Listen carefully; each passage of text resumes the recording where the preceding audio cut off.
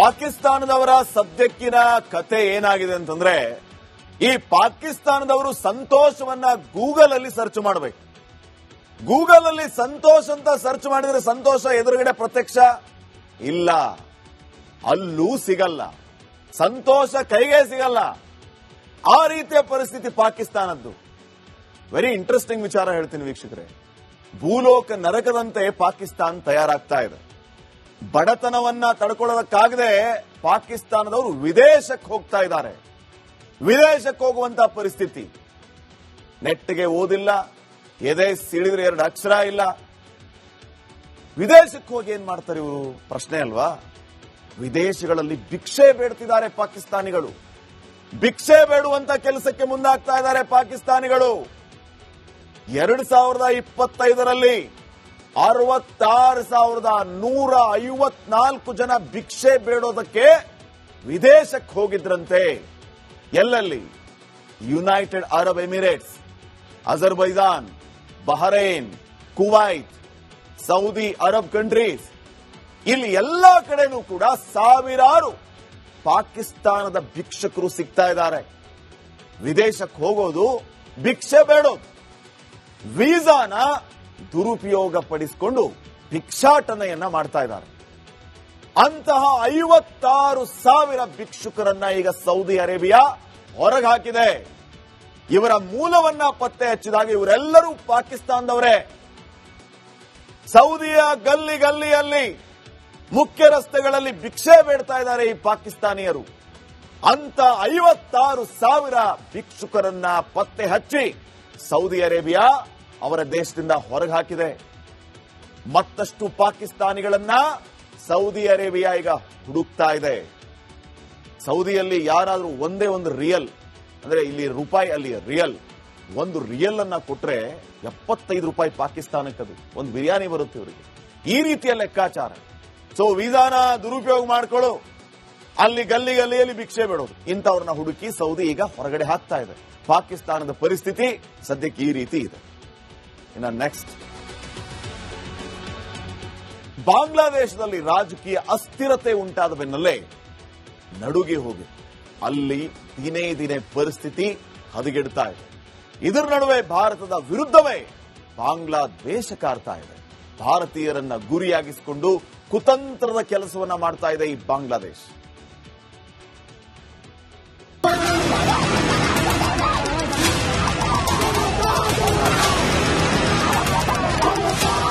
ಬಾಂಗ್ಲಾದೇಶ ಮತ್ತೆ ಹೊತ್ತಿ ಉರಿತಾ ಇದೆ. ಗಲಾಟೆ, ಸಂಘರ್ಷಗಳು ತಾರಕಕ್ಕೇರಿವೆ.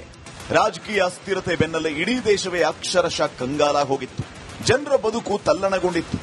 ಬಳಿಕ ಅಧಿಕಾರಕ್ಕೆ ಬಂದಿರೋ ಮೊಹಮ್ಮದ್ ಯೂನುಸ್ ಆಳ್ವಿಕೆಯಲ್ಲಿ ಭಾರತದ ವಿರುದ್ಧ ಷಡ್ಯಂತ್ರ ನಡೆಸ್ತಾ ಇದೆ.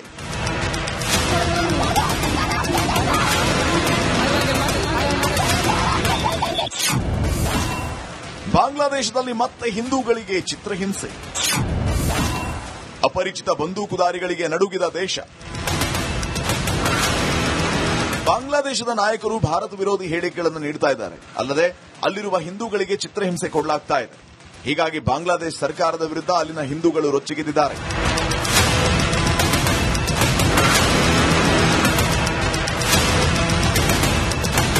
ಈ ನಡುವೆ ಬಾಂಗ್ಲಾದೇಶದಲ್ಲಿ ಅಪರಿಚಿತ ಬಂದೂಕುದಾರಿಗಳು ಕಾಣಿಸಿಕೊಂಡಿದ್ದಾರೆ. ಈ ನಿಗೂಢ ಜೋಡಿಯ ಗುಂಡೇಟಿಗೆ ಭಾರತ ವಿರೋಧಿಯೊಬ್ಬ ಪ್ರಾಣ ಬಿಟ್ಟಿದ್ದಾನೆ. ಇಲ್ಲಿಗೆ ತನಕ ಪಾಕಿಸ್ತಾನದಲ್ಲಿ ಹವಾ ಕ್ರಿಯೇಟ್ ಮಾಡಿದ್ದ ಈ ಅಪರಿಚಿತ ಬಂದೂಕುದಾರಿಗಳು ಬಾಂಗ್ಲಾದೇಶದಲ್ಲೂ ನಡುಕ ಹುಟ್ಟಿಸಿದ್ದಾರೆ. ಹಾಗಾಗಿ ಬೆಚ್ಚಿ ಬೆದರಿ ಹೋಗಿರುವ ಭಾರತ ವಿರೋಧಿ ಬಾಂಗ್ಲಾದೇಶಿಗಳು ಬಿಲ ಸೇರುವಂತಾಗಿದೆ. ಇನ್ನ ಈ ಅಜ್ಞಾತ ಬಂದೂಕುದಾರಿಗಳ ಹಿಂದೆ ಭಾರತದ ಕೈವಾಡ ಇದೆ ಅಂತ ಬಾಂಗ್ಲಾದೇಶ ಆರೋಪಿಸಿದೆ. ಇದಕ್ಕೆ ತಿರುಗೇಟ್ ಕೊಟ್ಟಿರೋ ಭಾರತ, ಸಾಕ್ಷಿ ಇದ್ರೆ ಕೊಡಿ, ನೋಡ್ತೀವಿ ಅಂತ ಹೇಳಿದೆ. ಆದರೆ ಬಾಂಗ್ಲಾದೇಶ ಅಂತಹ ಯಾವುದೇ ಕ್ರೆಡಿಬಲ್ ಸಾಕ್ಷ್ಯ ಇಲ್ಲಿ ತನಕ ಭಾರತಕ್ಕೆ ಕೊಟ್ಟಿಲ್ಲ. ಶೇಖ್ ಹಸೀನಾ ಸರ್ಕಾರ ಪತನವಾದ ಬಳಿಕ ಭಾರತ ಬಾಂಗ್ಲಾದೇಶ ಸಂಬಂಧ ಹದಗೆಟ್ಟಿದೆ. ಭಾರತದ ಮೇಲೆ ವಿನಾಕಾರಣ ನಂಜು ಕಾರುತ್ತಿದೆ. ಭಾರತದ ಚಿಕನ್ ನೆಕ್ ಪ್ರದೇಶವನ್ನು ಕಟ್ ಮಾಡುವ ಧಮಕಿಗಳನ್ನು ಹಾಕ್ತಾ ಇದೆ ಬಾಂಗ್ಲಾದೇಶ. ಬಾಂಗ್ಲಾದೇಶ ಅಂತ ಒಂದು ತಪ್ಪನ್ನ ಮಾಡಲಿ ಅಂತಾನೆ ಕಾದು ಕುಳಿತಿದೆ ಮೋದಿ ಸೇನೆ. Bureau report, Republic Kannada.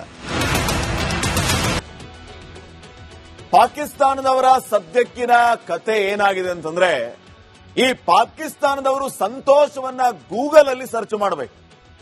Google ಅಲ್ಲಿ ಸಂತೋಷ್ ಅಂತ ಸರ್ಚ್ ಮಾಡಿದ್ರೆ ಸಂತೋಷ ಎದುರುಗಡೆ ಪ್ರತ್ಯಕ್ಷ ಇಲ್ಲ, ಅಲ್ಲೂ ಸಿಗಲ್ಲ, ಸಂತೋಷ ಕೈಗೆ ಸಿಗಲ್ಲ. ಆ ರೀತಿಯ ಪರಿಸ್ಥಿತಿ ಪಾಕಿಸ್ತಾನದ್ದು. ವೆರಿ ಇಂಟ್ರೆಸ್ಟಿಂಗ್ ವಿಚಾರ ಹೇಳ್ತೀನಿ ವೀಕ್ಷಕರೇ. ಭೂಲೋಕ ನರಕದಂತೆ ಪಾಕಿಸ್ತಾನ ತಯಾರಾಗ್ತಾ ಇದೆ. ಬಡತನವನ್ನ ತಡ್ಕೊಳ್ಳೋದಕ್ಕಾಗದೆ ಪಾಕಿಸ್ತಾನದವರು ವಿದೇಶಕ್ಕೆ ಹೋಗ್ತಾ ಇದ್ದಾರೆ. ವಿದೇಶಕ್ಕೆ ಹೋಗುವಂತಹ ಪರಿಸ್ಥಿತಿ.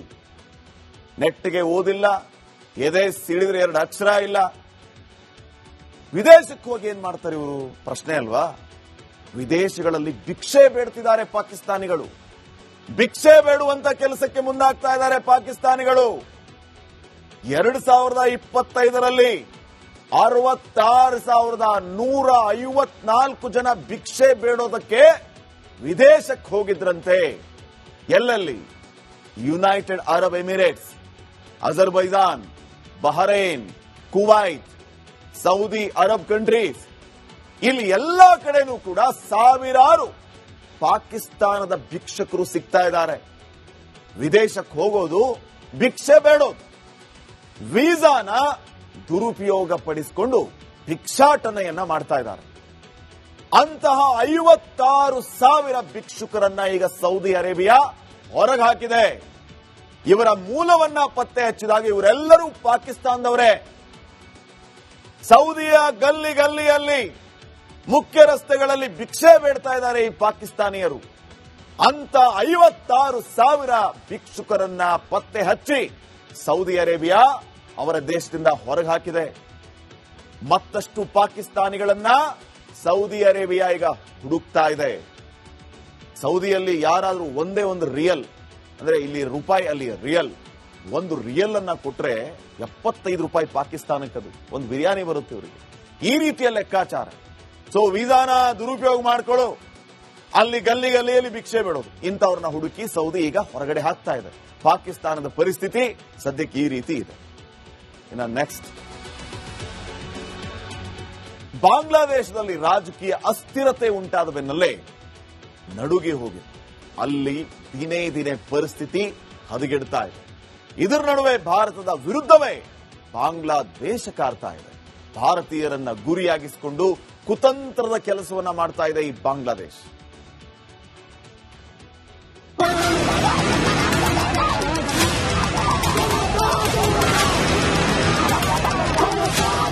ಬಾಂಗ್ಲಾದೇಶ ಮತ್ತೆ ಹೊತ್ತಿ ಉರಿತಾ ಇದೆ. ಗಲಾಟೆ, ಸಂಘರ್ಷಗಳು ತಾರಕಕ್ಕೇರಿವೆ.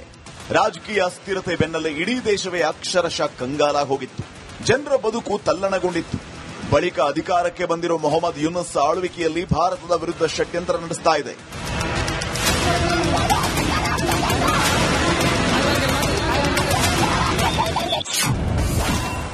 ಬಾಂಗ್ಲಾದೇಶದಲ್ಲಿ ಮತ್ತೆ ಹಿಂದೂಗಳಿಗೆ ಚಿತ್ರಹಿಂಸೆ.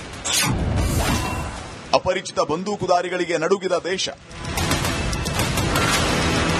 ಬಾಂಗ್ಲಾದೇಶದ ನಾಯಕರು ಭಾರತ ವಿರೋಧಿ ಹೇಳಿಕೆಗಳನ್ನು ನೀಡುತ್ತಾ ಇದ್ದಾರೆ. ಅಲ್ಲದೆ ಅಲ್ಲಿರುವ ಹಿಂದೂಗಳಿಗೆ ಚಿತ್ರಹಿಂಸೆ ಕೊಡಲಾಗ್ತಾ ಇದೆ. ಹೀಗಾಗಿ ಬಾಂಗ್ಲಾದೇಶ ಸರ್ಕಾರದ ವಿರುದ್ಧ ಅಲ್ಲಿನ ಹಿಂದೂಗಳು ರೊಚ್ಚಿಗೆದ್ದಿದ್ದಾರೆ.